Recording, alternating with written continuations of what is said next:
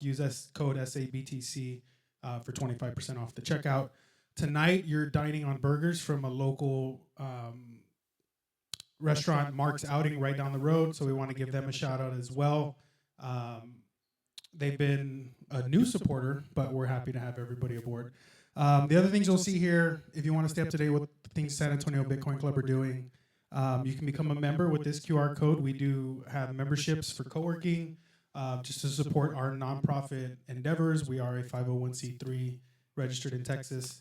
The other QR code you'll see is just to sign up with our website, our newsletter that will keep everybody updated on the happenings and everything going on with San Antonio Bitcoin Club. So right there, you can sign up and stay up to date with everything we're doing. So at this time, G, our what's the word I'm looking for? Fearless leader and founder of San Antonio Bitcoin Club, and our special guest tonight, Bitstein, come on up.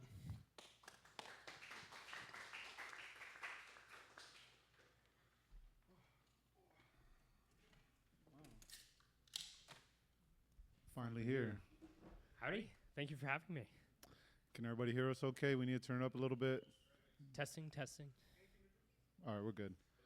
Just a bottle of water would be great.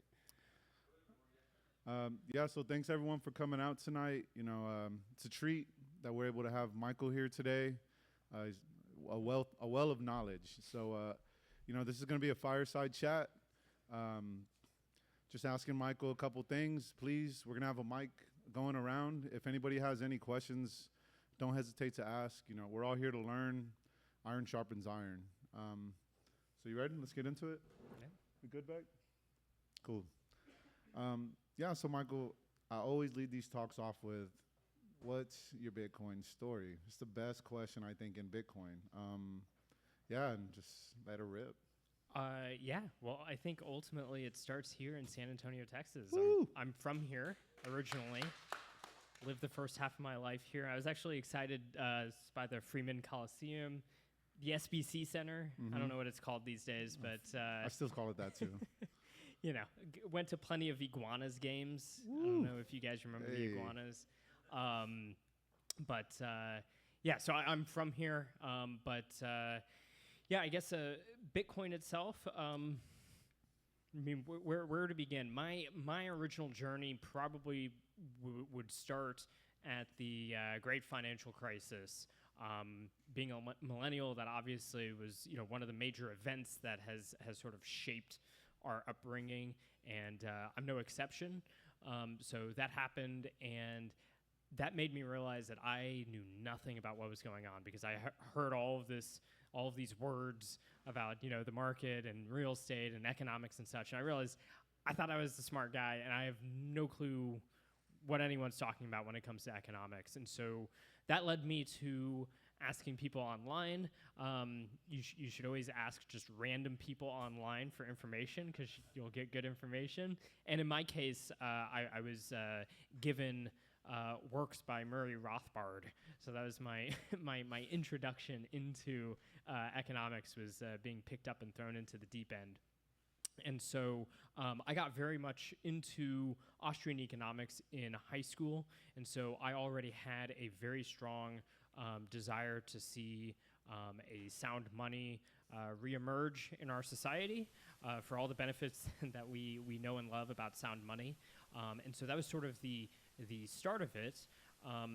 And later in about 2011 is when I first heard about Bitcoin. It was during the Mt. Gox bubble, and you know, Bitcoin crossed $1, and it was amazing. I guess that was like a bit before that, but you know, I heard about it around then. Someone told me, "Oh, this is a great investment opportunity." I downloaded Bitcoin QT at the time, installed it, ran it. Nothing was happening, so I uninstalled it, and you know, watched my friend get excited and all that, but then forgot about it.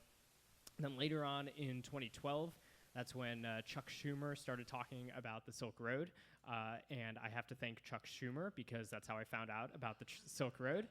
You know, I've never been one who's interested in drugs or anything like that, but the idea of building a free market online was very enticing and very exciting. And then later on, I learned more about Bitcoin specifically, and it's specifically the fact that it had a fixed supply. Previously, I didn't understand that about Bitcoin. I hadn't really looked deep enough into it. There wasn't really that much online about it. I didn't really understand that part of it. And at some point, that part clicked. And as soon as it did, sort of the rest is history, because I just became obsessed overnight and was learning everything I could about how Bitcoin works, which led me to believe that it was the greatest monetary technology ever created. And it also led me to studying the cypherpunks, whom I had known about because of things like WikiLeaks and stuff like that. I knew about Tor, I knew about torrents, I knew about WikiLeaks, all of these things, but it always had that sort of world in a purely sort of political activist mentality, and learning about the cypherpunks, the like Timothy May and Hal Finney and so on and so forth, that grounded those ideas into something that was more just concrete and based in reality. It's like, how do we actually properly engineer the things we need in society to have good property rights and free trade and so on and so forth. And so that was my introduction to that as well. And through that, I couldn't stop reading about it. I was a computer science student at the University of Texas, but I did my coursework, but most of my time was just spent Bitcoining at that point. And it was through that we had an economics reading group that I had started called the Mises Circle, and when we all got into Bitcoin, and that quickly it basically became the Bitcoin Circle, because we would just be reading about Bitcoin. We'd be talking about everything within the frame of Bitcoin, and so on and so forth. And at some point, I had it was actually Tur de Meester. I met him for the first time, and we were discussing how there's the Mises Institute for Economics. There should be the Nakamoto Institute for Bitcoin, and that was sort of this thing that we were riffing on. And I bought the domain, and in late 2013, I actually just launched the most basic of websites, and that's where that began. And since then, I've done a number of things in the Bitcoin world. I've tried to cultivate the Nakamoto Institute in the past year and a half or so. It became a proper 501c3 organization, did a whole redesign and so on and so forth. But I've been a Bitcoin developer. I've worked on many levels of the Bitcoin stack, so to speak, from kind of some sort of infrastructure type stuff to trading front ends and stuff. So I've worked on a wide suite of Bitcoin software as well. I've done a lot of teaching about Bitcoin, and that's what I've been up to for the past since college. I like how you said you kind of caught the bug. All I heard was, I just went down the Bitcoin rabbit hole, and I just kept finding all these other rabbit holes. Yes. So can you tell us a little bit about more the Satoshi Nakamoto Institute? I guess, like, what's y'all's mission? I guess what's the end goal for you? And just introduce some of these people. Some of them maybe have never heard of it, never used it. Yeah. How many people here have heard about the Nakamoto Institute and or actually visited? So most people. So the Satoshi Nakamoto Institute was founded around November 2013, and one of the original missions, one of the key things was merely just taking all the information I had been learning and trying to put it all in one place so that other people could also go down the rabbit hole that I went down. But another aspect of that was the fact that it was around this time that Bitcoin had kind of moved from being this sort of fringe, thing associated with the darknet only, or like weird libertarian circles, it was a time that it was starting to get more attention from like Wall Street and Silicon Valley, kind of in its early forms. And you had certain people in both of those worlds that saw Bitcoin and it's like, oh, there's a bunch of radical libertarians into it. And I was like, yeah, because it's a radical libertarian project.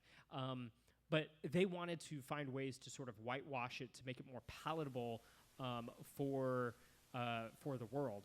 And it's that sort of thing is fine to me if you're just telling the truth about what it is, but not when you're sort of trying to push away those ideas sort of fundamentally.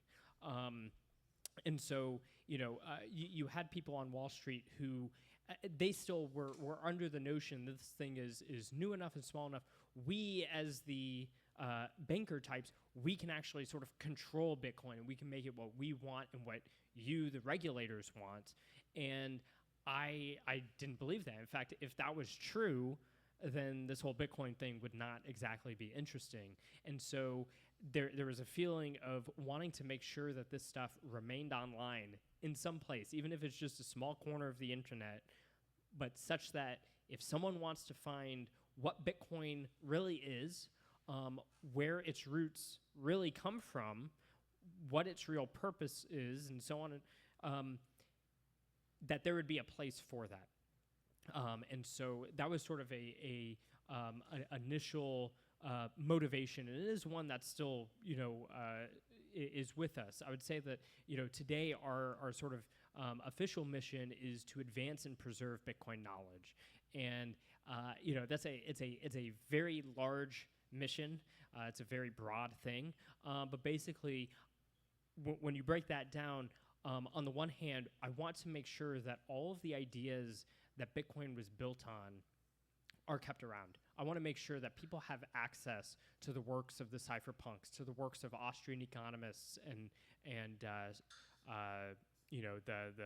cryptographers and internet pioneers and in other intellectual traditions that are not even necessarily explicitly baked into Bitcoin. It's not necessarily something that Satoshi himself knew about, but it's part of that milieu that Satoshi was coming out of. He specifically, you can tell, like, where is he launching these things? It's on the P2P Foundation. It's on the cryptography mailing list. These places have an ethos.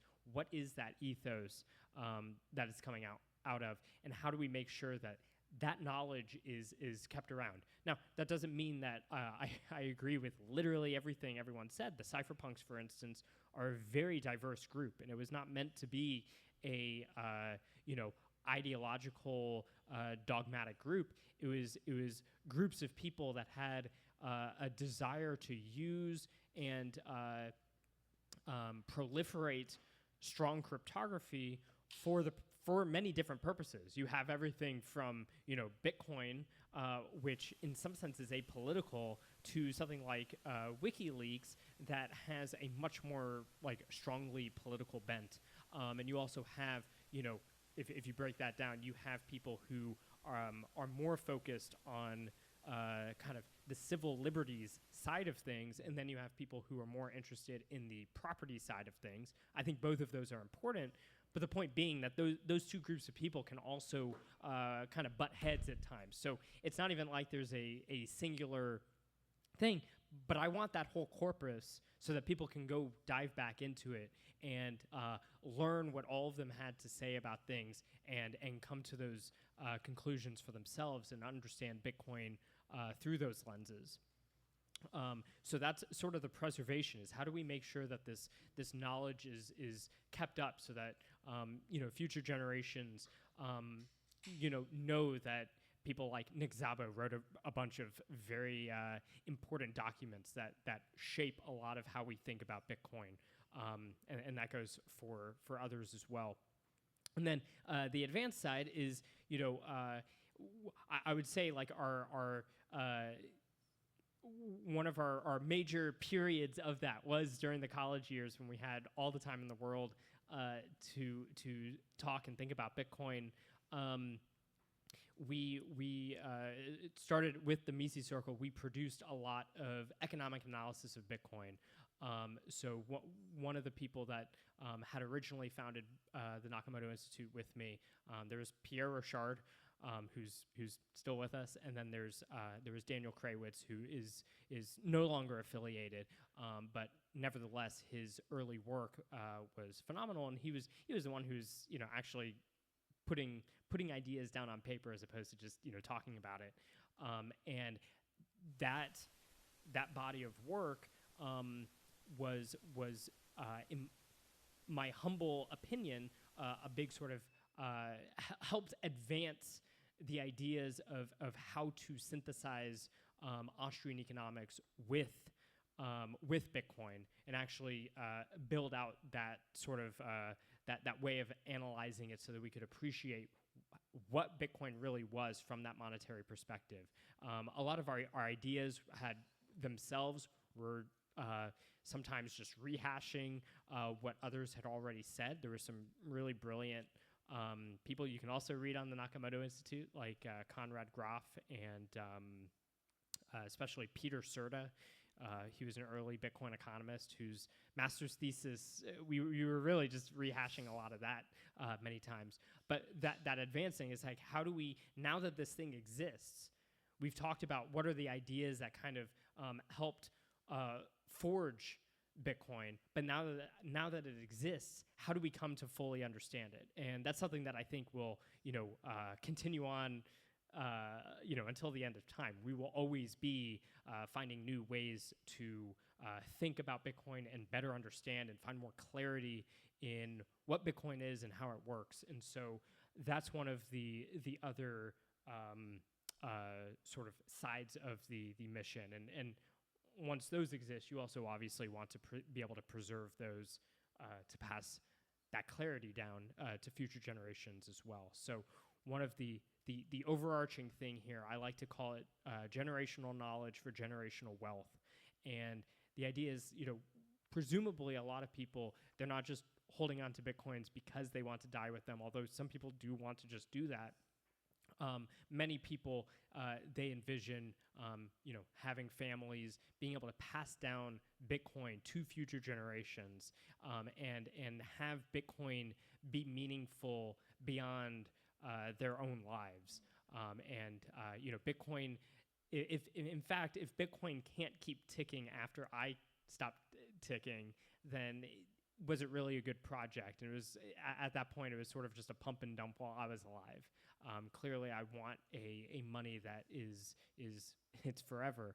And so from that perspective, we always have new Bitcoiners. We have new Bitcoiners coming, hopefully the ones in San Antonio will come over to Alamo Labs.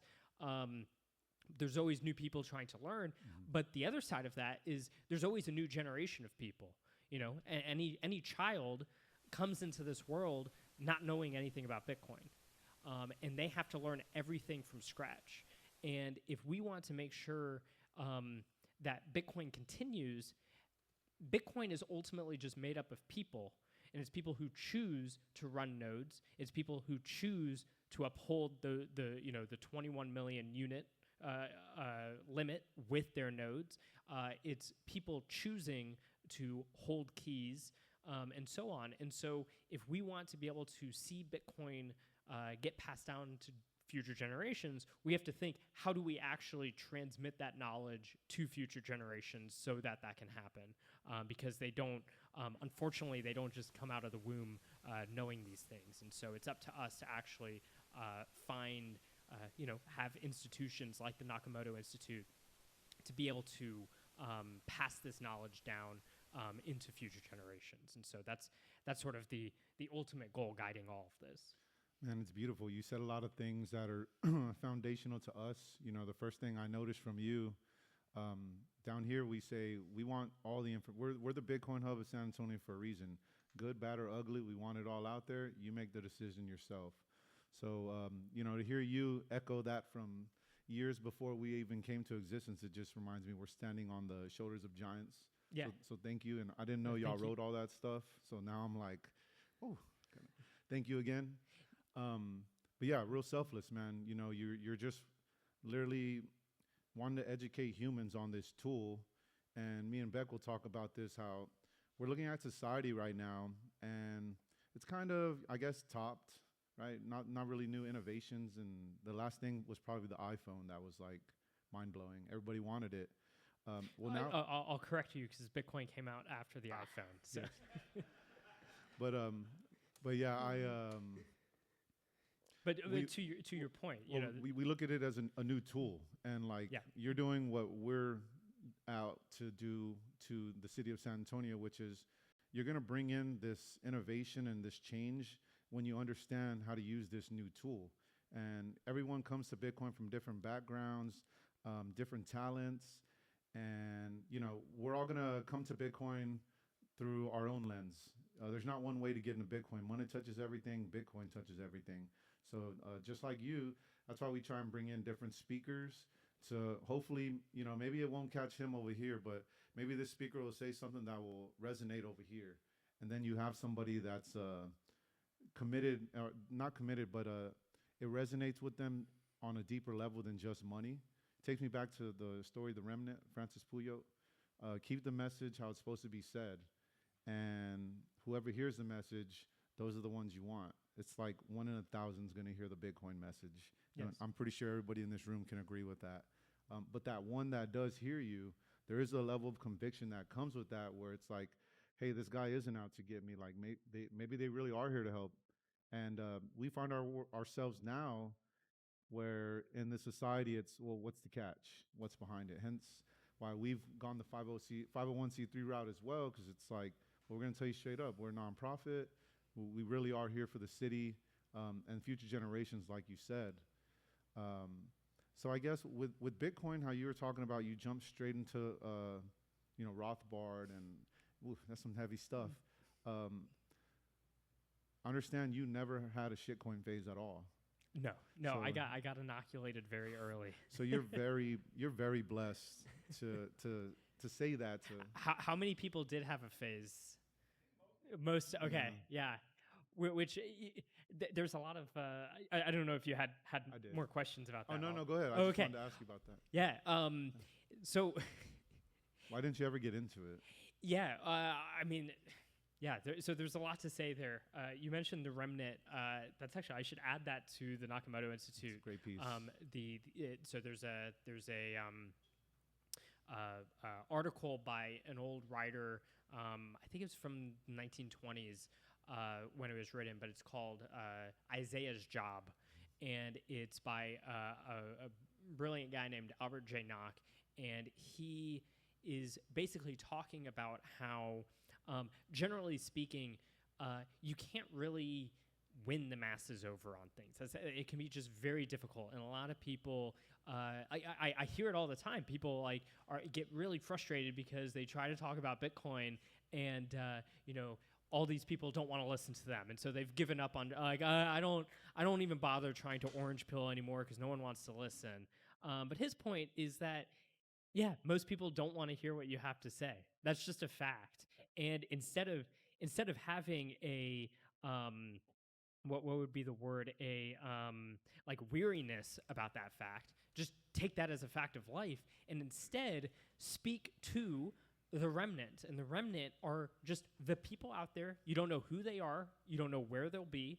But they are there, and when they hear things, they will listen, because they actually do want to listen. And so when you're speaking, you don't have to have weariness or despair because most people are not listening to you. If you have the truth, as long as these people are listening, that's who you're trying to speak to in the first place. And so I think that's a really good lesson for anyone who is trying to share these ideas, because of the fact most people don't want to listen. I'm sure we all have the stories of all the people that we've been telling for however long, and they never listen, and they just call you crazy as they rack up debt and mortgages and stuff instead of stacking sats. But that's just how it goes. To the other part, so like how did I stay away from altcoins? So basically, I got into Bitcoin at a wonderful time because it was right at the beginning of a bull market. So late 2012 through early 2013, that was a bull market. Frankly, like at the time, I couldn't even actually afford $10 Bitcoin. That was a sad thing because I was a broke college kid. So I just had to like watch this and be excited, but I couldn't even afford it. But I'm an ideologue, and so it didn't even matter. I was super stoked.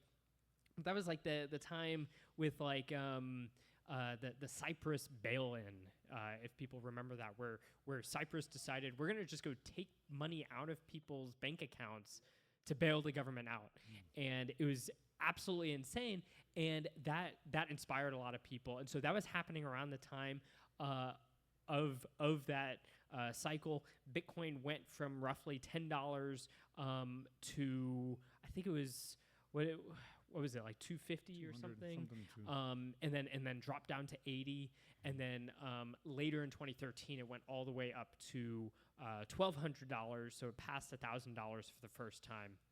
And so it's really nice. It must be really hard. I don't know what it's like to come into Bitcoin when it's a bear market, because for me, I got to come in and it was just ultimate.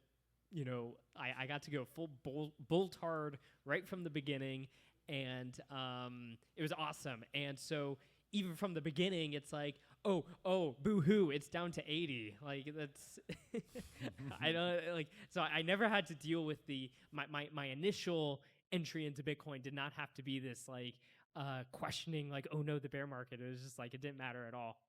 But around that time was what I had coined a long time ago as the Scambrian explosion, which was. You had Bitcoin growing, so you had all of these new projects coming out, making altcoins, where it's like, oh, I'll change this one thing about Bitcoin, and now you should buy that. That's going to be the new Bitcoin. Litecoin is going to take over because it has this hashing algorithm instead of that one, and its block time is a little shorter than the other. And so for all these things, on its face, it seemed kind of ridiculous. And then as a group, were like going through these actual arguments, because there were a lot of people like throwing this at us, and we were just like thinking through the economics of it, and it's like just from a logical standpoint and or from a computer science standpoint, just looking through it is like none of these small arguments made any sense, and they didn't actually hold up. And so that was like an early inoculation for us to realize it's like, no, most of this stuff is just everyone is just scamming you. Which, later on I wrote an article late 2014 called "Everyone's a Scammer," and it's like that was after 2 years of putting up with people like that. You start to get that feeling of everyone's a scammer, and so that was my early inoculation, is just hearing Litecoiners go on about how Litecoin was going to take over Bitcoin. One of the small ironies to that was that at the time they were saying, Litecoin's going to take over because it's ASIC resistant, because the script mining, it's ASIC resistant. The funny thing is originally it was touted as GPU resistant. So their own goalposts had changed even prior to me finding out about it. So that's how I got through that. But the fact that most people raised their hands, I think when you were talking, it was also, you were talking, you were reiterating how everyone kind of comes into Bitcoin from a different direction.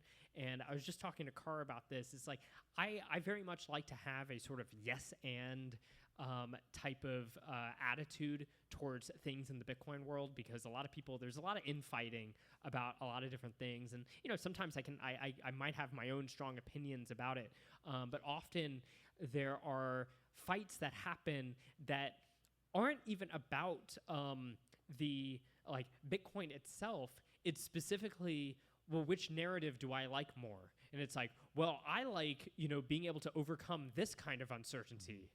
And someone else is like, no, I like overcoming this kind of uncertainty. And then I'm sitting here as like, yes, Bitcoin is what it is because it's able to help you overcome whatever uncertainty you're dealing with. And so, yes, to all of those things. And from that, related, the fact that everyone went through like an altcoin phase, there is this like thing we have to realize where it's like someone might be a crypto person is super annoying, and you have to just explain to them why it's retarded and stuff. But once again, they might not listen. But ultimately, that is a path that people have to go through, and so we sort of have to accept that as part of the journey. And you can just know that, like, in the back of your head, you can smile and nod as they tell you why you should buy whatever NFT thing.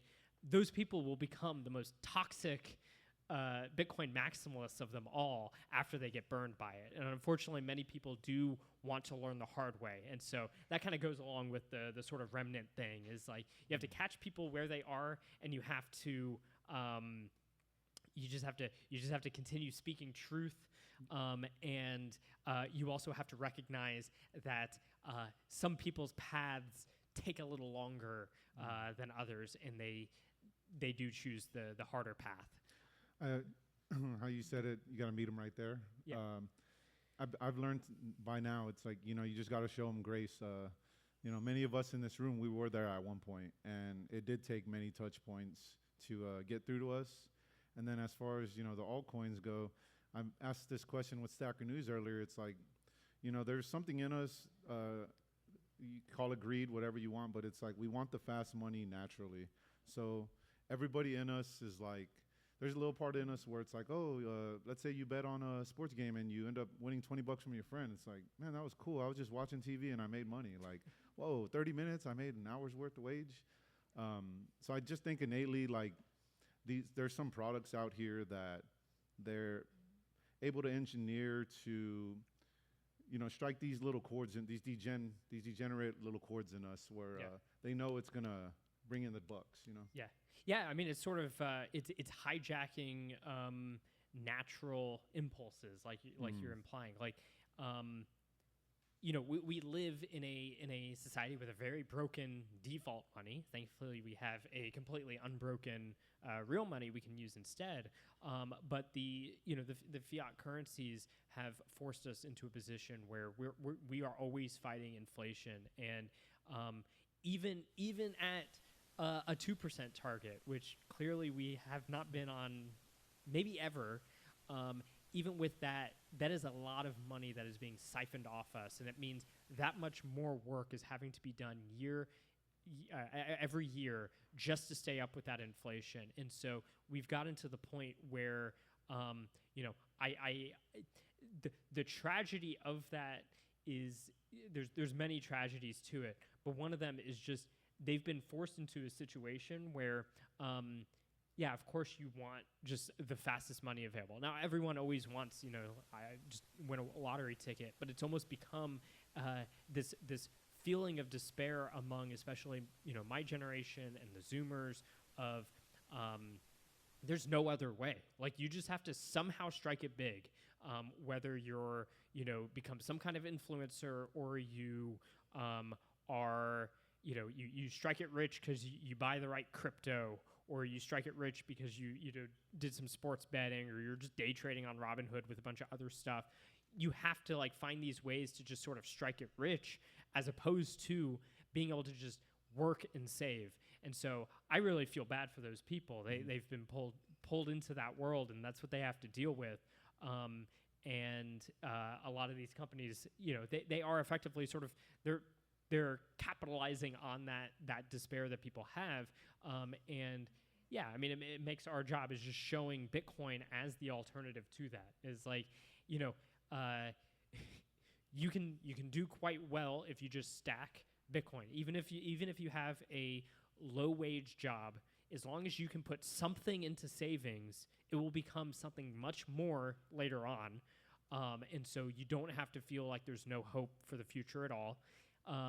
And you can know that you don't have to spend all your time doing this stuff. Like, I cannot imagine sitting and watching charts all day, except when Bitcoin's crossing 100,000 or something. I'll tune in, but otherwise it's I don't want to see a chart. I know people who are they do day trading, and they spend literally all day huge screens, looking at charts, trying to do stuff. It's like I physically would go crazy dealing with that. So I have a hard time imagining that people actually like it. I have to imagine that it's more like a trance, like they're like boomers at a slot machine. No offense to the boomers here, but it's like those videos and stuff of boomers in Vegas at slot machines just hitting the button over and over and over. It's just like that sort of trance. But what else are you supposed to do? There is a huge uphill battle, but at the same time, everything is already primed for Bitcoin if you can just find that one thing that's able to get the hook. And for everyone, it's going to be a different hook. But if you can just find it for them, there's the option that has everything that they're actually looking for. And I like how you said something about it's kind of all these people having to go through all these phases, get hurt. It always brings me back to the main reason why me and you are both sitting here. It all goes back to education. That's the number one thing. When we were trying to form an identity down here, you look at Austin. Austin has it's the Mecca. All the devs, all the innovators, it's literally ground zero. Atlanta, devs, Tampa Bay, very unique group of builders out there, but they get it. But everybody has their own little niche. Houston's real big on oil and gas. Yeah. So down here, and that fits perfect with them. Austin, devs, fits perfect. For down here, it was kind of like, breakfast tacos. Oh, of course. Hey, that's how y'all know he knows. Yeah, for down here, it was kind of like, yeah, what's our identity gonna be like? We're not just gonna be here like running meetups. Well, eventually we started running meetups, and then it got to the point where we did see it. It always comes back to education in Bitcoin and everything. It's like, well, they just don't know. Well, how do we get them to know? But yeah, that was like the whole basis of like why we started. And down here, it's such a big moment right now for you to be here because I wanted everybody to see like a local homegrown kid or man now. But somebody just like us, I made a comparison to, what's his name? Jung, forgot his first name, the one for the Rangers. So there was a kid on the Rangers that won a World Series this past year, went to MacArthur High School. Oh, wow. Yeah, beast. He killed it. And, I'm not a Rangers fan, Astros fan here, but when they were talking about, oh, this guy's from San Antonio, and I'm like, what? Catches your attention. It's like MacArthur. And, I just feel like when we see one of our own get out of San Antonio and, do amazing things, being able to bring them back and, look them face to face, shake their hand, it does something for us. It throws some inspiration in us, that Bitcoin is real, that, there is a way. Hearing you talk so down to earth about savings, you think about people with a lot of money. How do they make a lot of money? Well, they save it up. They're penny pinchers essentially. But yeah, man, I wanted to tie that in, and we're a hub of education. You being an established, giant of preservation of this general knowledge. I'm hoping after this we can, we want to be a real big champion of education down here. So we do want to, if anybody comes to us, any questions that we can't answer, hey, go check out the Satoshi Nakamoto Institute. Yeah, well, and something I'd love to do is be able to find ways to help get the Nakamoto Institute materials into people's hands, so that when you're talking to businesses, people who have actually shown an interest, they know what literature to dive into, and have the sort of thing you can actually just hand them, so they'll actually look at it as opposed to just hear you and then forget about it. Yeah, I know. You gotta. I mean, it's getting a little easier nowadays. So compared to right now, and where you're seeing all this Bitcoin craziness happening, compared to when you first got in, it was a little bit. I mean, there was still action, but it was different action, right? Oh, back then, I at that time I was, we became infamous for saying, don't spend your Bitcoin, just save it. Just be a hoarder. But at the same time, 2013, it's like every single store I went to, especially like a local shop or a restaurant or whatever. It's like, hey, do you accept Bitcoin? And I would stand there and like, if they had any interest, I would just like go on and on about it. But at that time, if you said, do you accept Bitcoin? The question was, what is Bitcoin? People literally had no clue what it was. And so in many ways, like people have been primed now. There's the old marketing trope that it takes, 7 times or however many times to be exposed to something to come around to it. So, we've had plenty of times where Bitcoin has made its media rounds, and people have really gotten a sense of what it is. They've really felt the pain of the current banking system and how it's affected them, whether they understand that that's what caused inflation and so on, or not. They felt the pain. So that's become a very easy way to just get into it. It's just like, oh, everything's so expensive, and then you just say, we just need to all use Bitcoin or something, and get the conversation started that way. But it's much easier to get those conversations. People already know that there's this digital currency called Bitcoin. They might even know someone who's into it, and they just never got into it. But like everyone's familiar, and most people have just a sort of inherent interest. It's like, what is this thing? Because they hear all about it, and they feel kind of dumb because they don't know anything about it. And so being able to just get some basic knowledge to is like, oh, okay, that's what's going on. They want that. And so it's a much easier time to get these ideas across now. Now, actually getting them to participate is a much bigger uphill battle. But in terms of having positive interest in Bitcoin, it's never been easier. It's quite incredible, actually, how much positive interest there is in Bitcoin, to the point where Wall Street and DC all pander to us. And then I was gonna say, so that was, we went to the past and then to right now. I guess you had vision already back when you were buying Bitcoin, even if you didn't know it, and to see where you're at now and where we're at as a community. I guess what do you see the future of this going the way we are right now with all these, different ETFs and all this market adoption happening on Wall Street? I guess, what do you think's coming? What do you see coming? Because I was just talking to Carr about that. I'm not a financial person, and there's only so much that I actually understand about Wall Street and how exactly things will get in and subvert Wall Street. But that's how I view it. Is that I think Bitcoin really is going to be the global reserve currency, just as I've believed for many, many years. And what we're witnessing is effectively capitulation. So a lot of people, they get concerned because, Wall Street is co-opting Bitcoin. But it seems to be the other way around, that Bitcoin is co-opting Wall Street. And they're offering products that,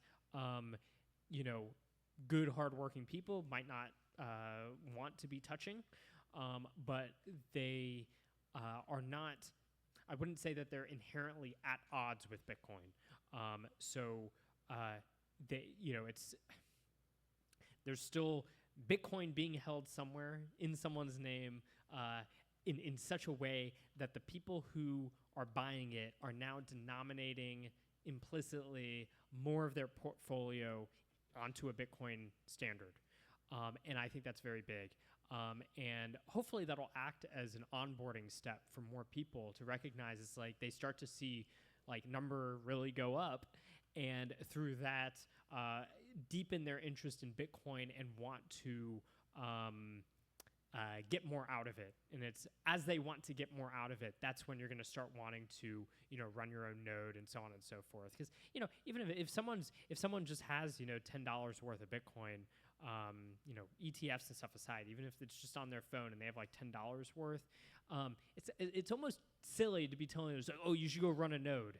It's like you have $10 worth. Like it's like there's like, yes, you could run a node and you'd know for sure that those $10 are yours and they're safe and, all that stuff, and have full independent verification. But the actual cost of everything, of like actually going and learning how to do that and actually doing it and understanding how to, do the verification and everything, it's not really worth it at $10 worth of stuff. And so it takes time for people to see the need for sort of different levels of Bitcoin sovereignty. And so when I see the ETFs, I see just, it is this flood of people wanting to dip their toes in. And they're not even just dipping their toes in at this point. I mean, they're diving in some ways. I mean, these are the fastest growing ETFs of all time.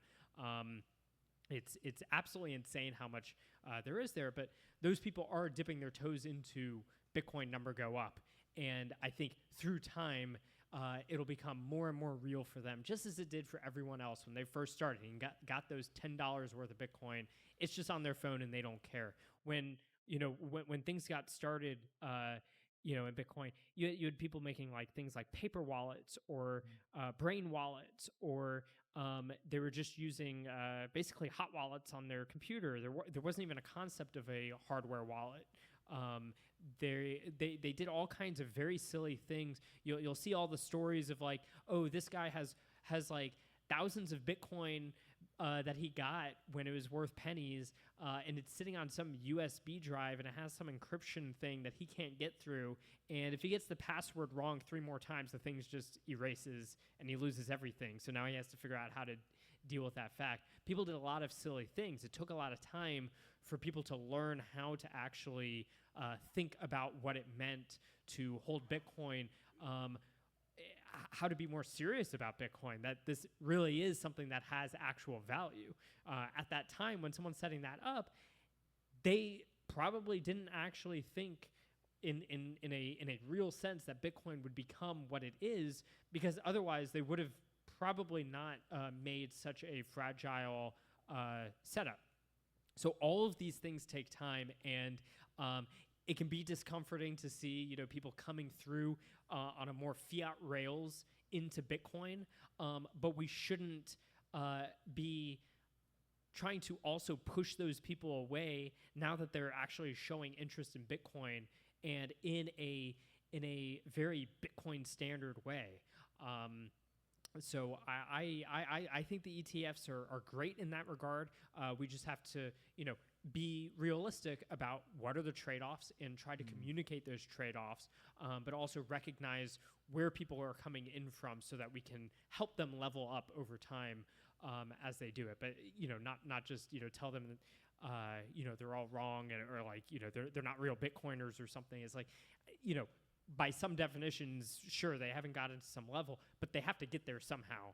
And the fact that nothing could convince them for like 15 years to buy Bitcoin, but now they're interested in doing it. It's like something about this flipped a switch, and now it's our job to work with them to get them all the way into a true Bitcoin mindset. And, I think it's good to show some way that they're actually being antagonistic to Bitcoin, as opposed to just not as like hardcore as we might want them to be. So earlier when you were talking about, it kind of sounded like it was a call to action a little bit on all of us, for the future generations. Like what I got from you saying earlier, it's like we got to do our part as understanders of this knowledge. We get the technology. Some of us might be power users, developers. It just rang into me. It's like, now you're seeing all these Bitcoin citadels start popping up. And I know there was a couple throughout time in the past, but now you are starting to they're starting to be sustainable. Like you have Pleb Lab and what they've done out there. First Bitcoin Accelerator. Now you have, ATL Bit Labs. You got Tampa. You have San Antonio. San Francisco, Japan. October they have one in the Yucatan that's coming up. The Bitcoin Jungle. There's Bitcoin Jungle, Belzante, Casa de Satoshi, and I see that as, it's kind of crazy because we all have this one understanding of what Bitcoin is, and a lot of the stuff you're saying about us taking action, you're just starting to see it naturally come out of people. I want to say it ties into the first principle, or the principles of sound money. I can't tell you what the principles of sound money are, but we can see it like in meeting other Bitcoiners, and we can talk about anything. No one's gonna get offended. It's like he wants to learn, I want to learn. Um, but yeah, I kind of getting a little off the rail right there, but I'm saying how yeah, these principles are in us, just like how the doom scrolling little brain rot is inside of us and the greed's in us. There's also the good in us. And what's been so fascinating now, and um, I'm interested to hear your take, is how you're seeing all of us starting to build and like essentially do our part in our communities. It got to the point for me where it's like I did want to be active in the Bitcoin space, and it was like, well, how can you? I'm not a super talented developer. I can't write like that. A lot of this stuff, it's not in my wheelhouse, but I am passionate about it. It's on my heart. It changed my life, and yeah, now switched it to just trying to empower others now. Yeah, I mean, there's a lot there. So I'll try to hit some of the major points.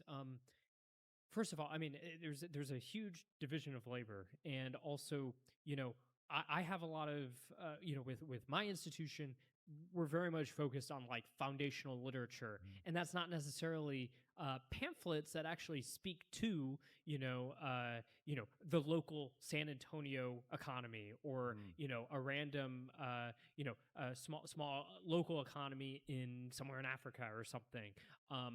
My work would hopefully be something that people can either learn from, or also get into from those. But there's also like very localized stuff that has to be shared, because there's just local identity stuff that sort of inspires various modes of economic behavior. And Well, like to put it to that point, down here, the whole city found out what eminent domain was because when they were doing renovations here at the Alamo Dome, or at the Alamo, I'm sorry, one of the businesses, he was a very big business here, very popular, went against the city, ultimately lost, tried to stand his ground, and everyone found out. And that's been a real easy talking point down here locally. It's like, oh, you heard how he got his place taken away, right? Do you actually own anything? That's Yeah. a fantastic point. Is like, do you truly own it? So even if you bought, even if you have paid off everything, if you have property taxes, you're having to pay those.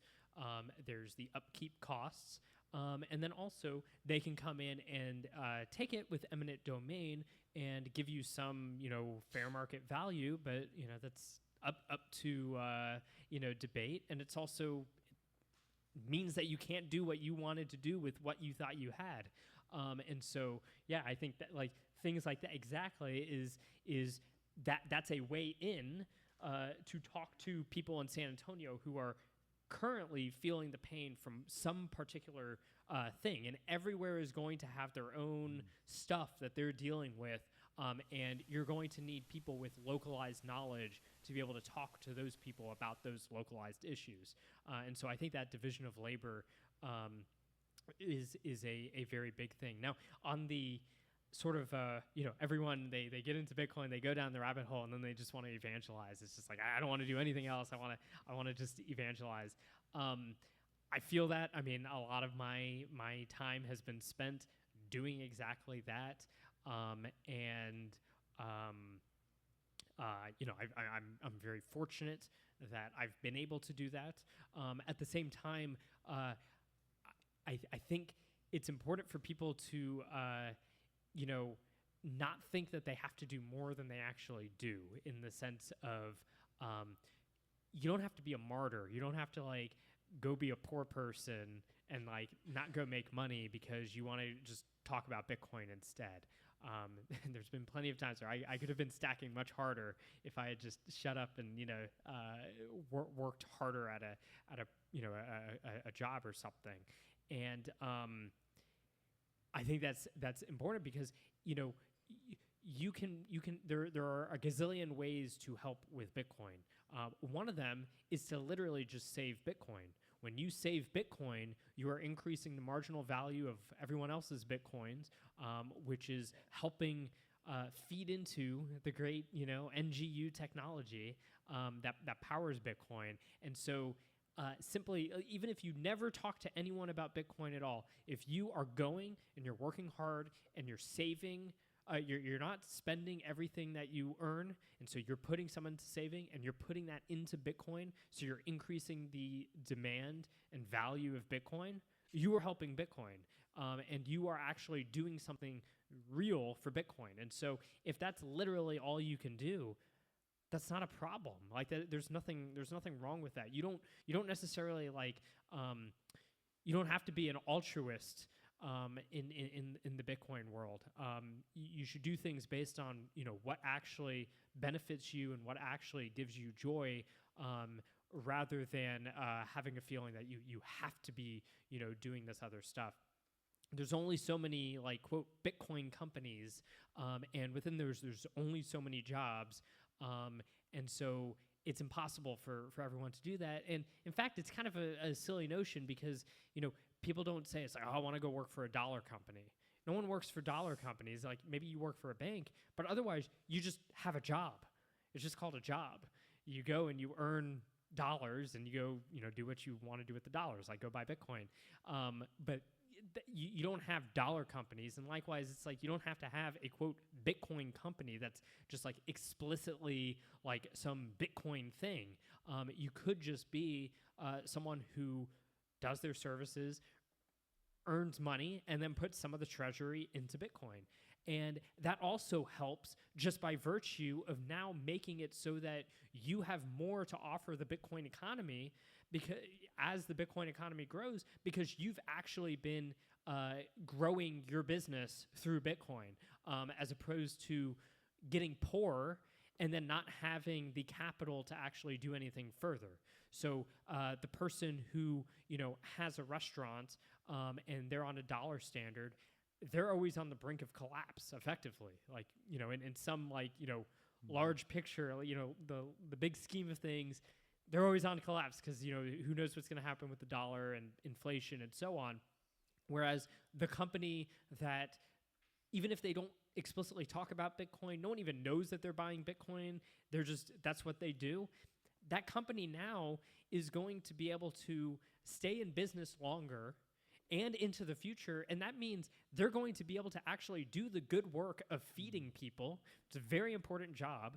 They're going to be able to do that into the future and do it better because they were saving in Bitcoin. And so I would say even that person is doing their part in Bitcoin and doing great good for the whole of the Bitcoin network, the whole of the economy, just by virtue of doing their job. And so whenever we discuss those kinds of things, I always want to make sure that people are grounded in that fact, where in order to help Bitcoin, if you have extra time and extra energy and you have a certain gift to be able to do, speaking or, translating materials or, whatever kind of education or software development or all of these things in open source, if you have the extra time and ability to do that, by all means, if that's what you want to do, go do it. I would appreciate it, because all of us benefit from that. But that you don't actually have to even do those things to be helping Bitcoin. Just participating in Bitcoin by being a Bitcoiner is also helping. And so I just think that's a super important point, because we all go down the rabbit hole and we really have that notion. It's like, oh, that's all I want to do. But the best way you can do that is just by winning with Bitcoin, first and foremost, and then everything else, all of the open source stuff, the education, that is because think about it as you have your cup, and you're filling it with sats, and it's just at some point it's overflowing with sats, it's overflowing with winning, and you have that extra. It's a great thing to take what's extra and give it away, but make sure your cup is filling too. Ooh, man. So yeah, that was a lot. I wanted to open up to anybody else. If y'all have any questions, we have a mic that's going around. Again, I feel like Bitstein's perspective on all these things, it's definitely something taken into account. You know, I know we have a couple others in here that have been around for a while, and yeah, I mean your experiences on all these things and your knowledge on the subject. You know, it's just we're spoiled that you're putting it online for us to be able to attain. Yes. So yeah, thanks. Is it on mute?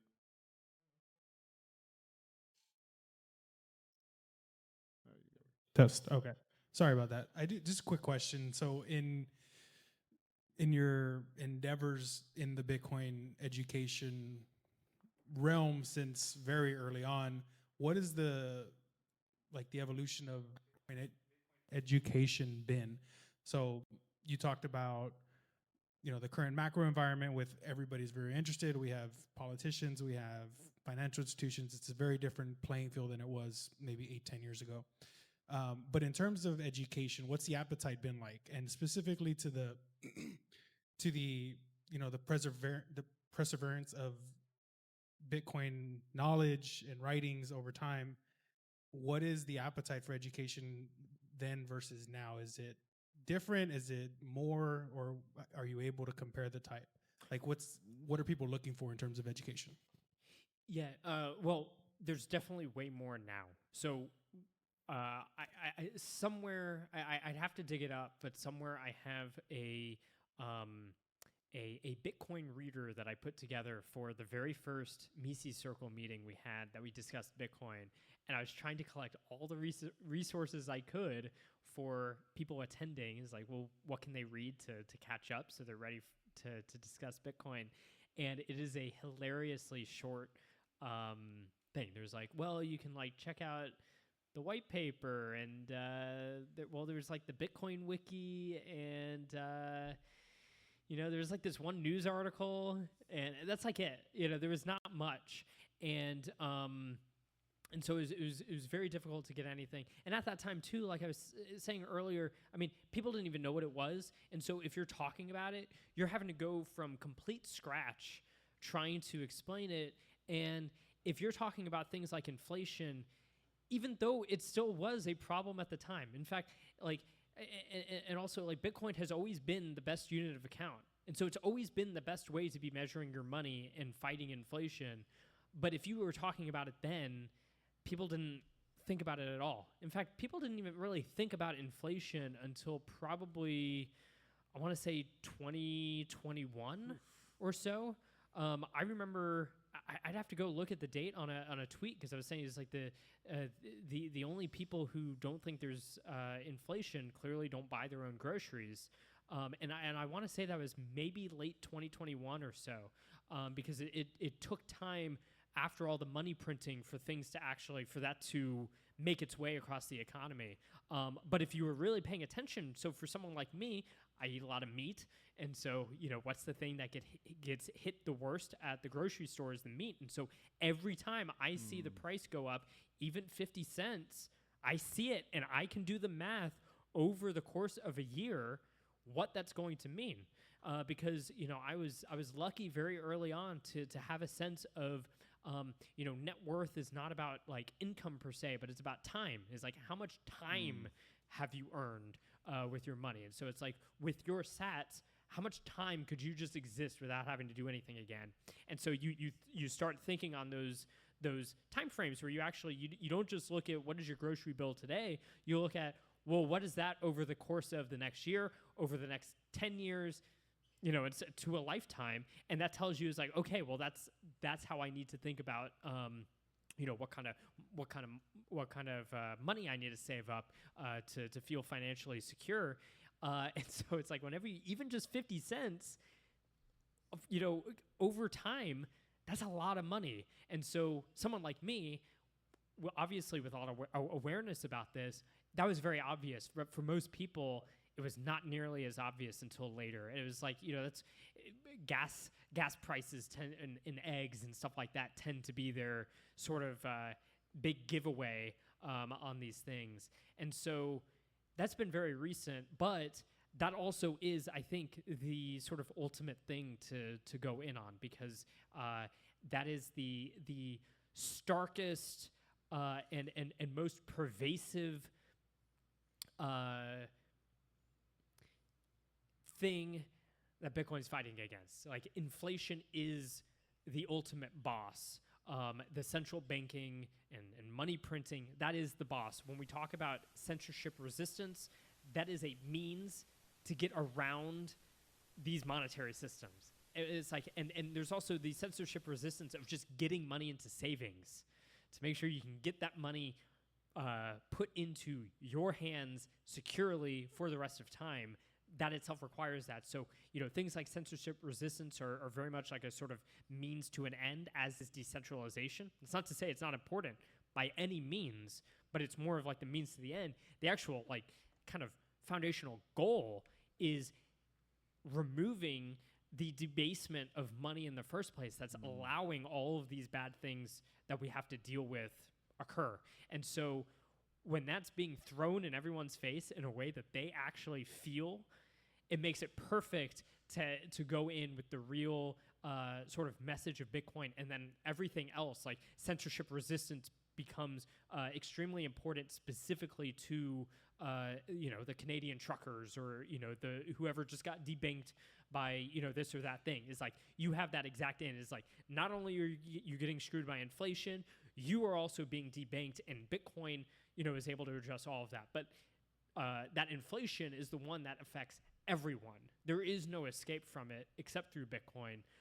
Whereas a lot of people, censorship resistance is not as much of a concern until it is for what they're doing. And so it's sort of it's a silver lining to a really terrible economic tragedy, is it gives us the means to actually communicate how great Bitcoin is. And so I think that's why Bitcoin has exploded, especially in the past 5 years. Michael Saylor, that was basically what happened to him, is he saw what was happening and there's no way around this, and he went all in, and that has caused a cascade, and number go up itself. Like, it all causes a cascade of people thinking on that. And when you listen, I mean, it's almost bizarre.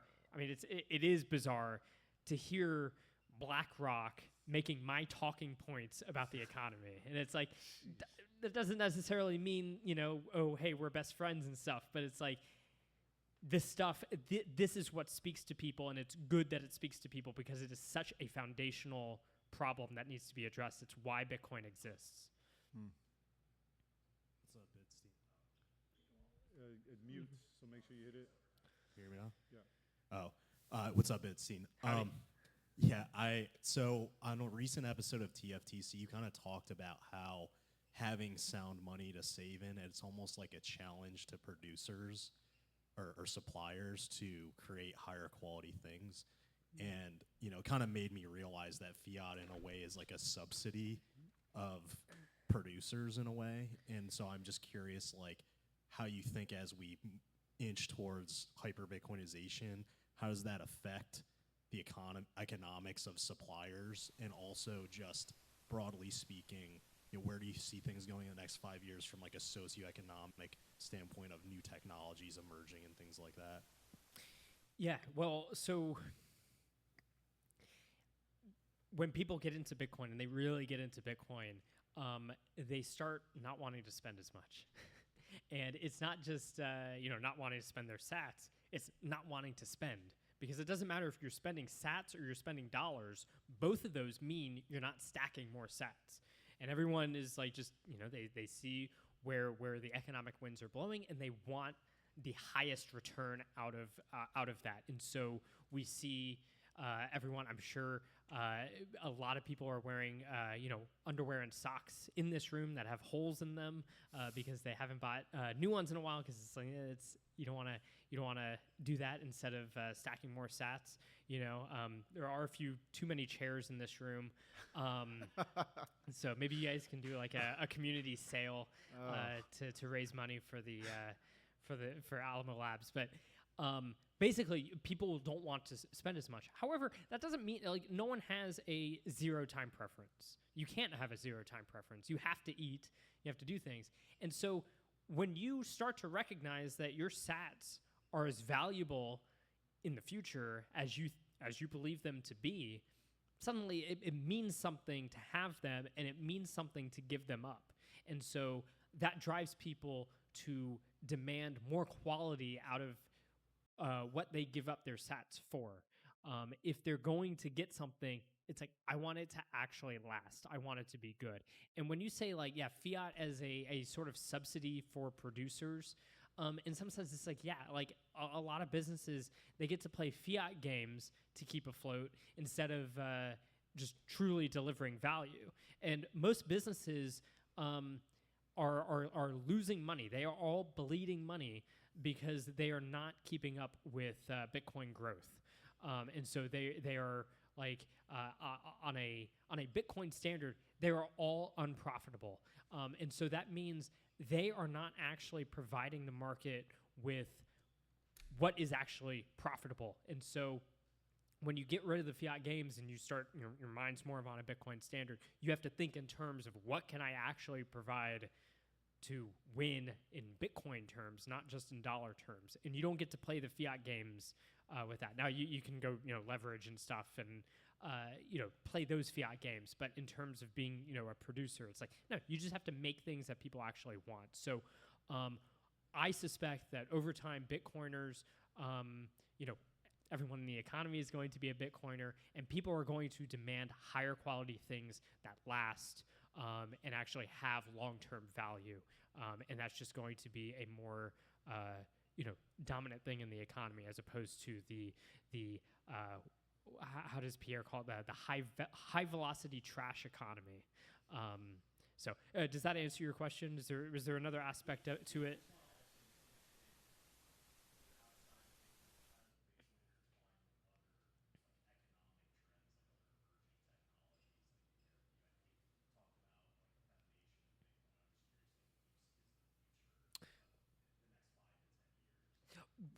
I guess there's a couple directions we could say.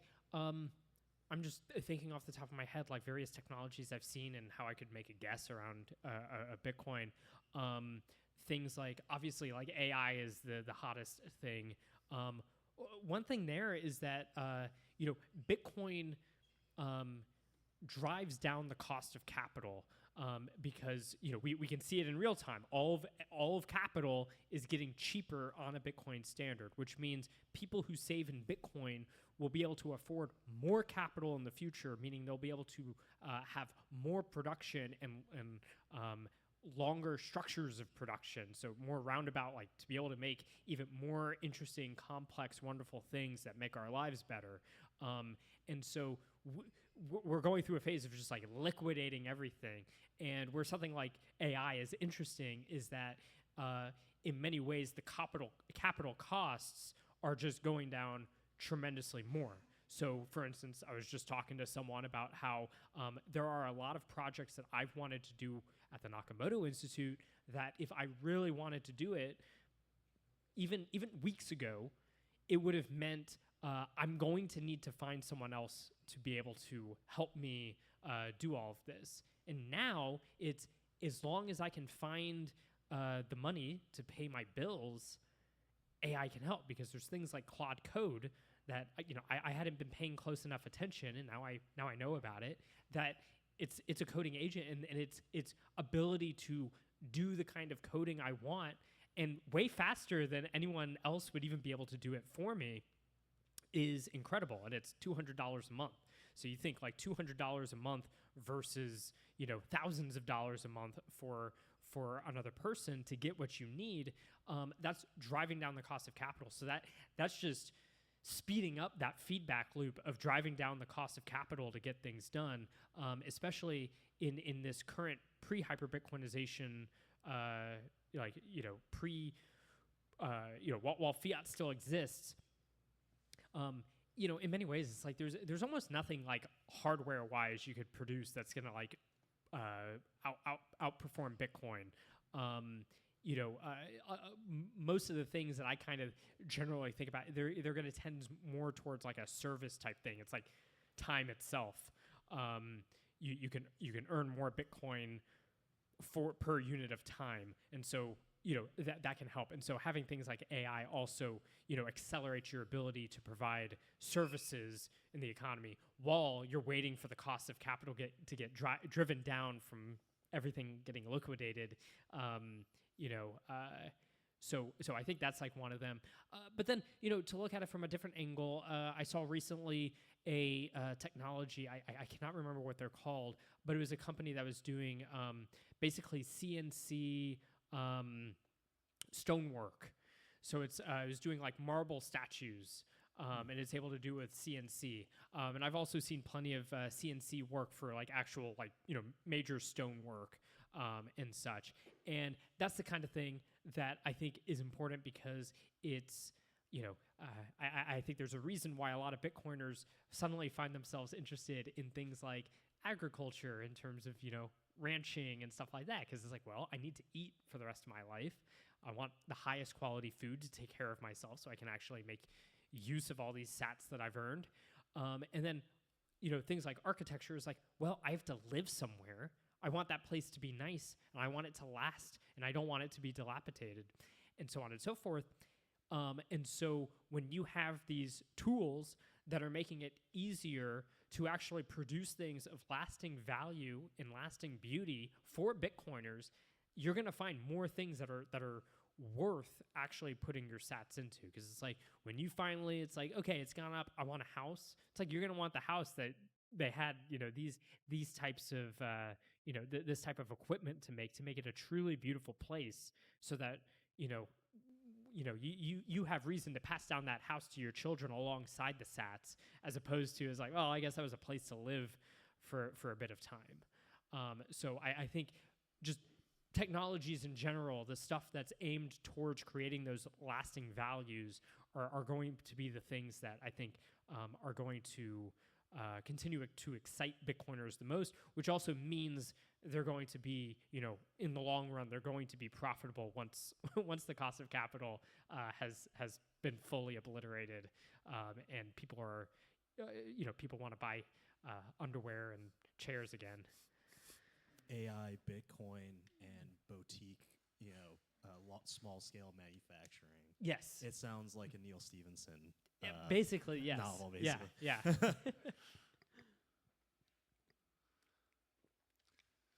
Any other questions? Into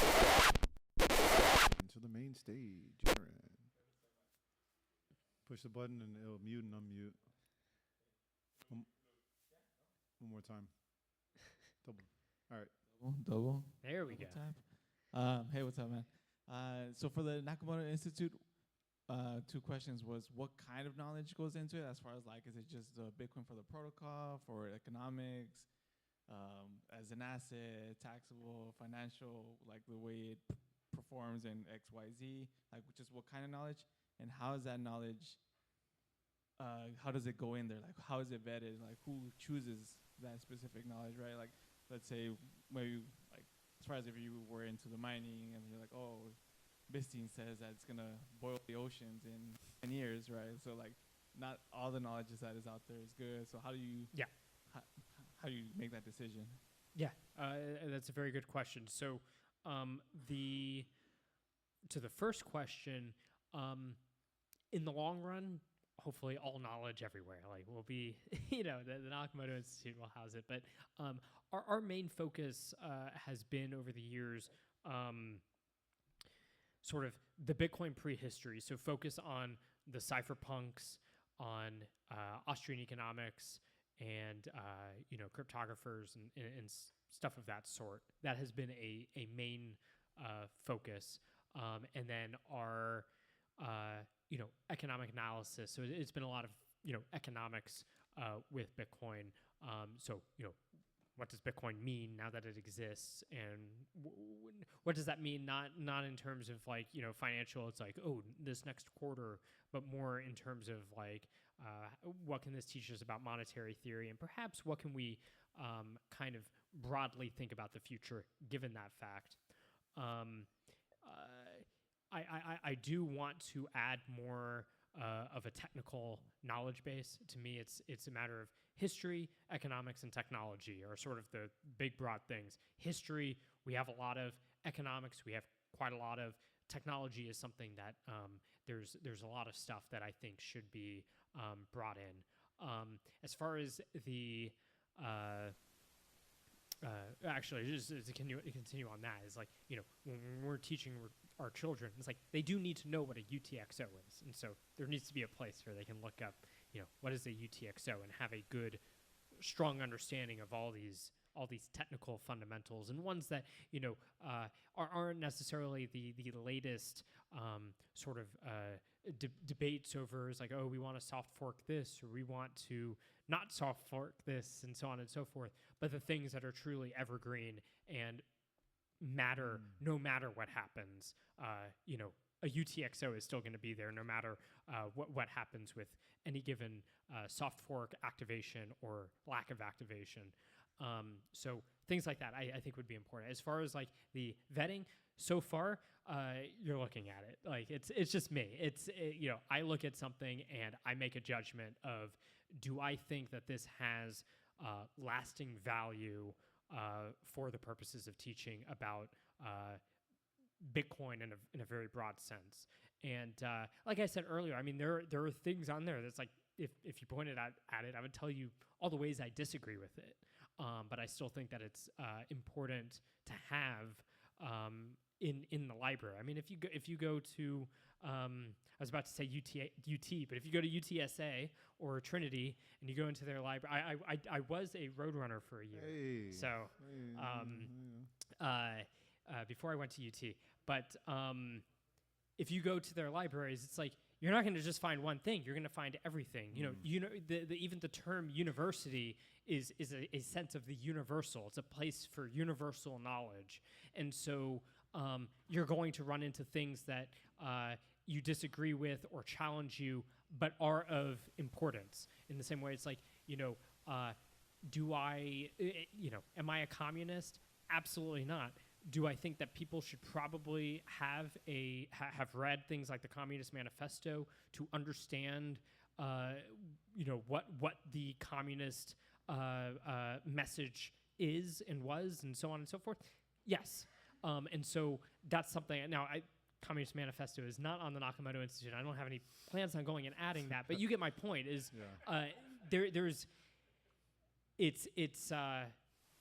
anything that I think is relevant to having a strong understanding of what Bitcoin is, and that I don't think there's really, honestly, I don't even know if there's any strong enough critiques of Bitcoin to add to the website, even if I wanted to, because Bitcoiners are way better critics of Bitcoin than Bitcoin critics. They've been really bad. But just to give you an example, I have on there, we have stuff on free software, free and open source software. So that's going to be, you know, going back to Richard Stallman or Eric Raymond and others talking about just open source software.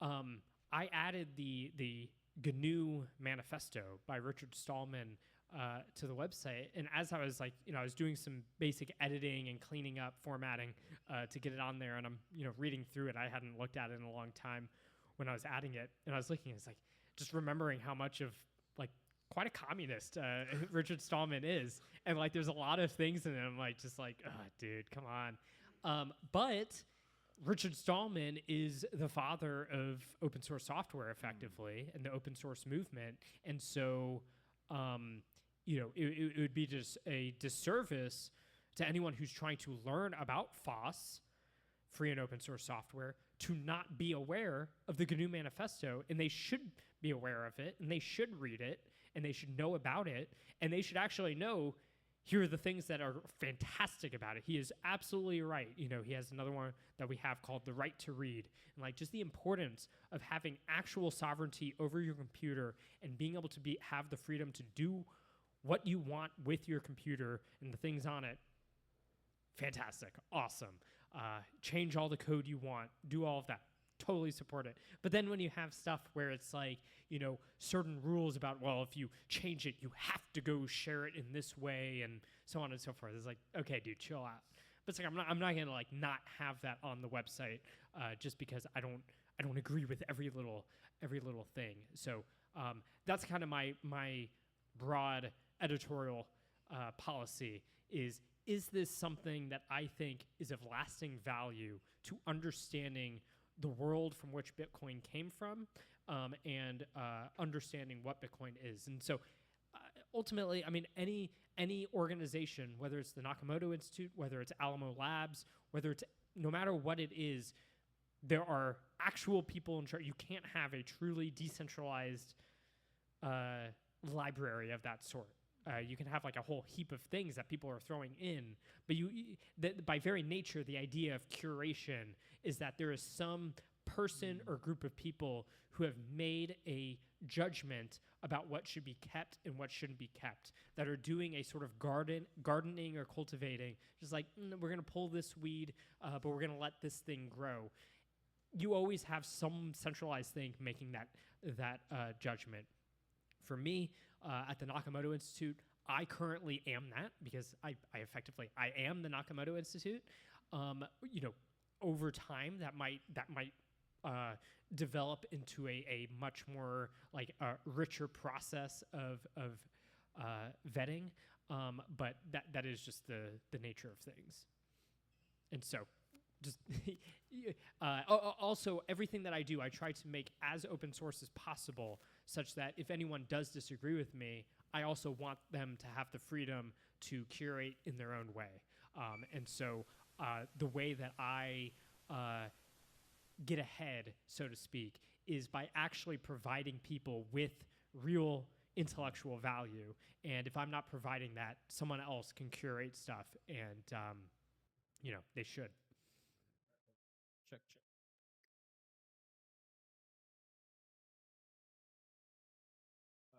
I do like the fact that you curate.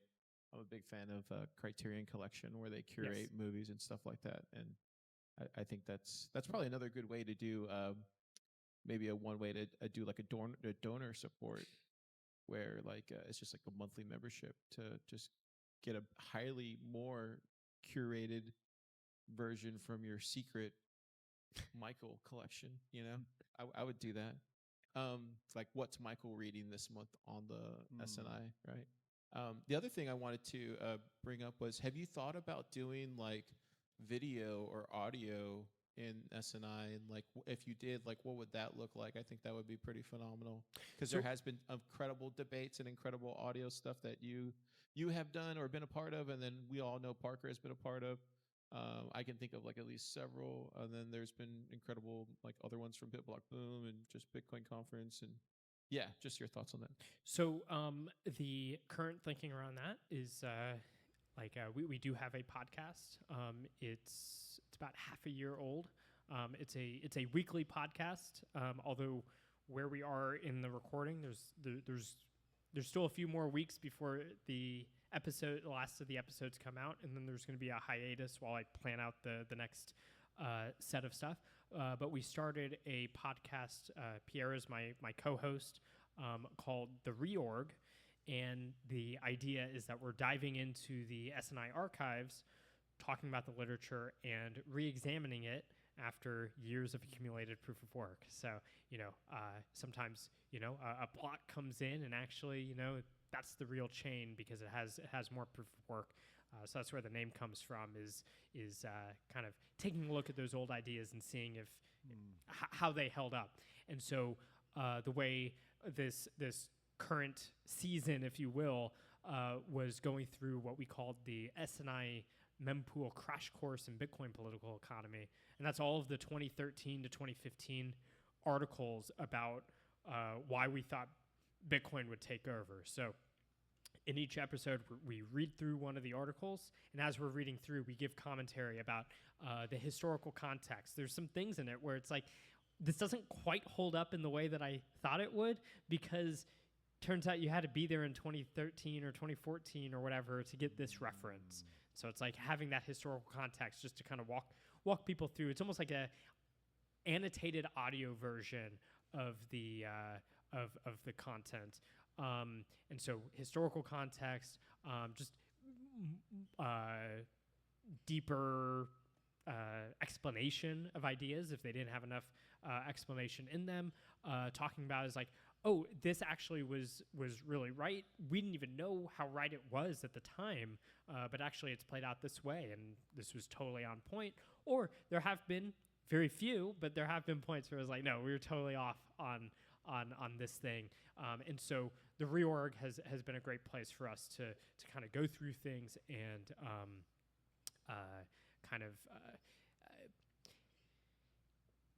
Part of it was to help both OGs and new people, because for new people, it's like, well, if they didn't even know this stuff existed, this walks them through the argument from the beginning. Like people who start out, they should start at the beginning and go listen through, because it's ordered in a particular way.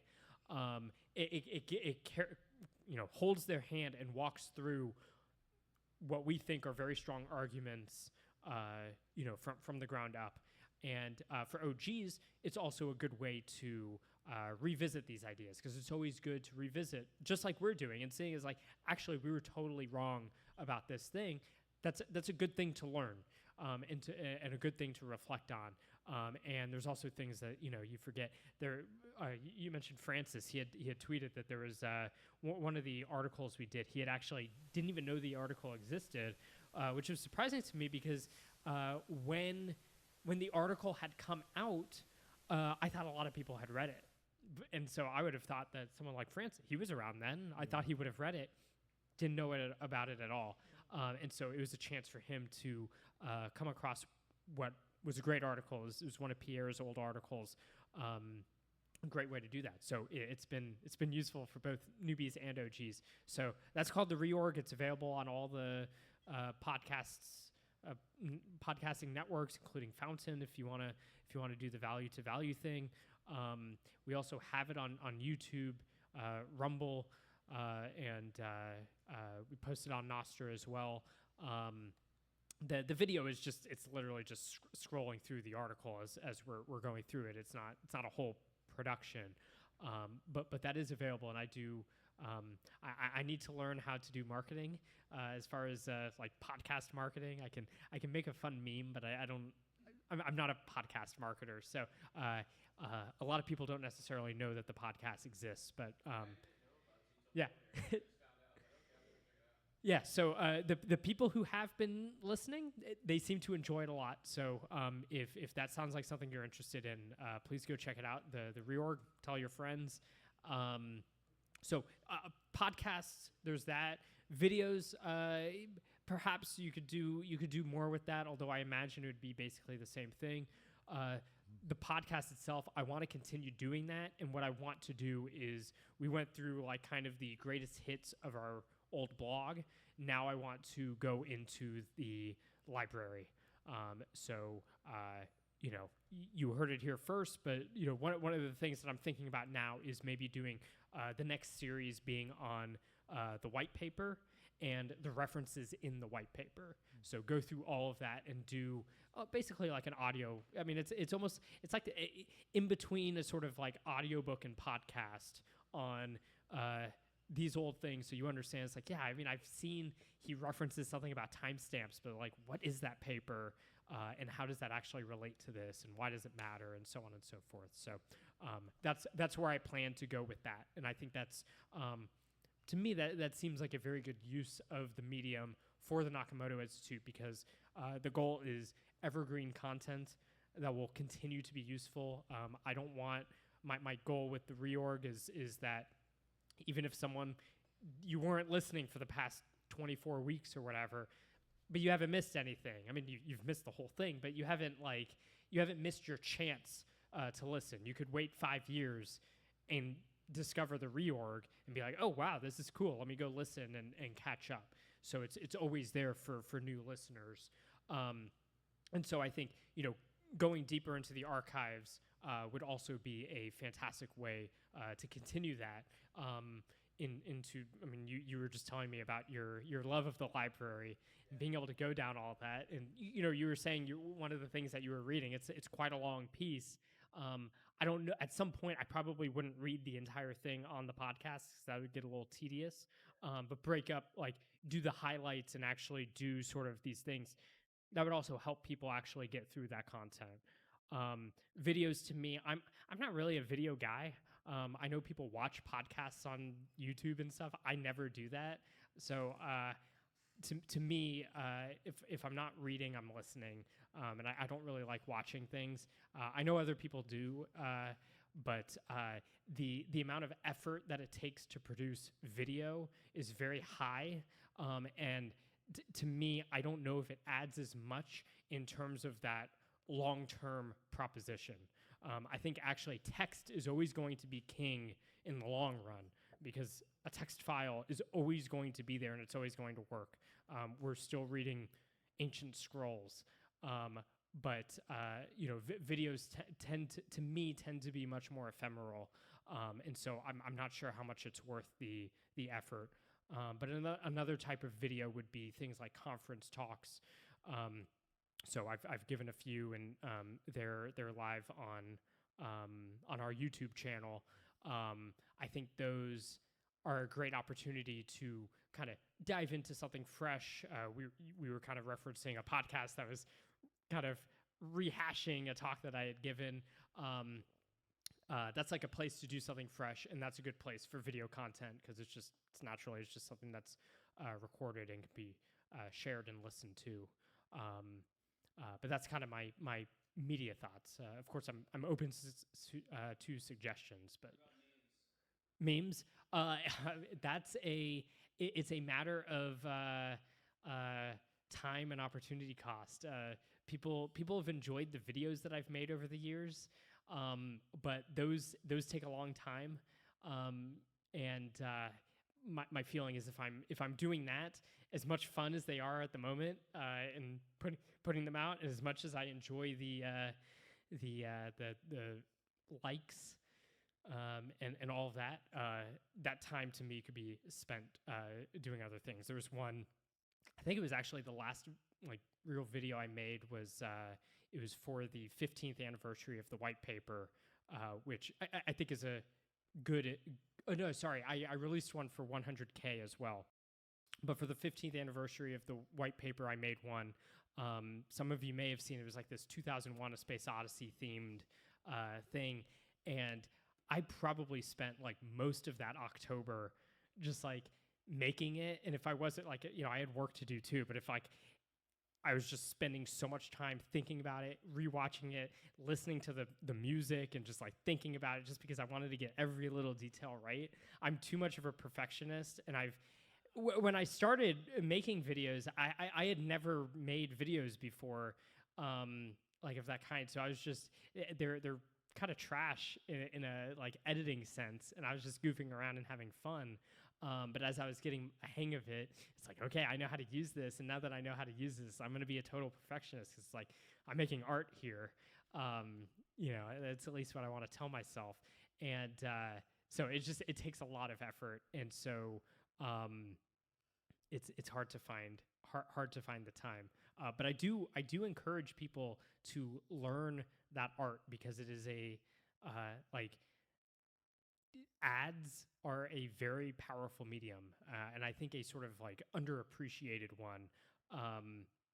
So being able to make a strong 2-minute video about Bitcoin that is just like it delivers a strong message, or it's just a super great hype video. That is a great way to get the word out. I mean, one of the videos I made was on the 50th anniversary of Nixon going off the gold standard and closing the gold window. And that one, it ended up getting shared in non-Bitcoin places.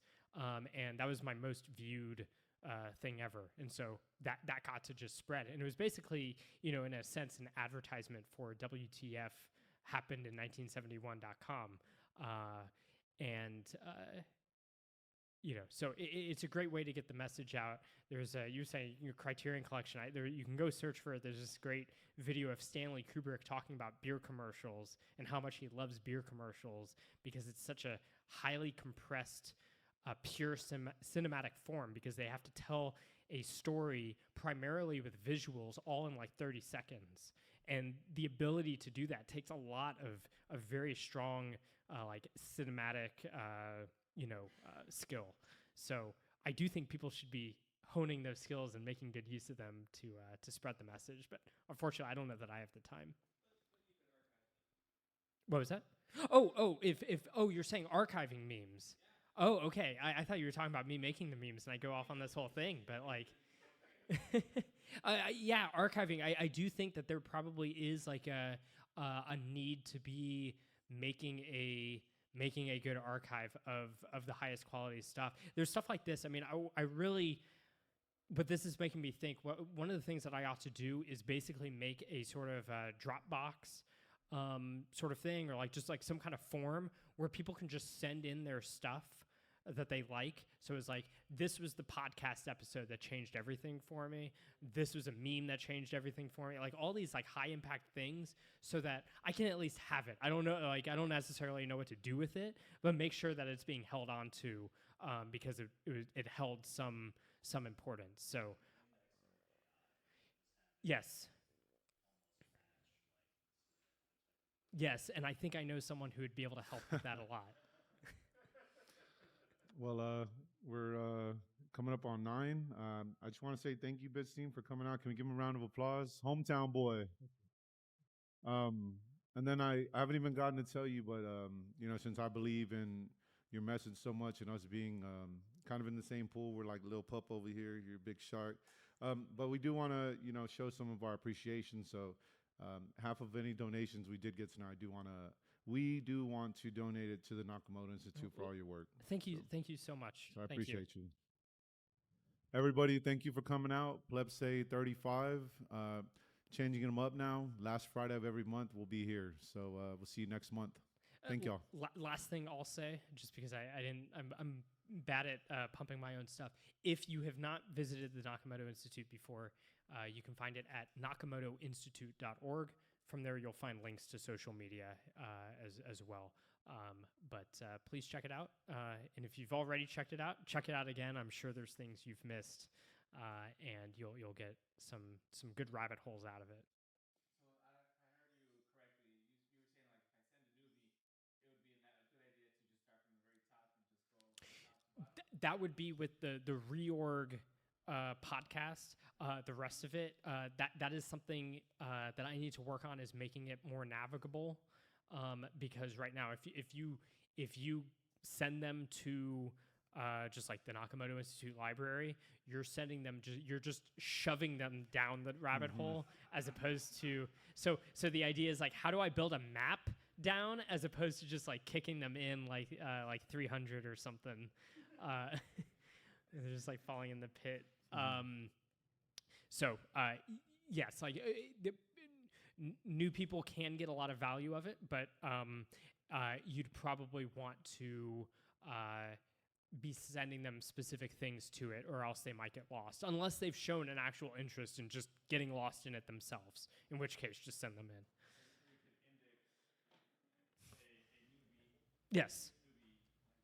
Yes, and that's something that I would like to do. I would like to make those guides for new people. It's like, based on like if you're getting into this because you heard about eCash and you're interested in eCash, here are the things that you should go read. Here's nice. Detecting Double Spending by Hal Finney, and here's the David Chaum paper that started it all, and here's so on and so forth. So I think stuff like that is on my roadmap, but that's not the case at the moment. So be warned. Cool. Yeah. Hey, thanks for coming out. I appreciate all y'all, and thank you, Bitstein, for sure. Thank you.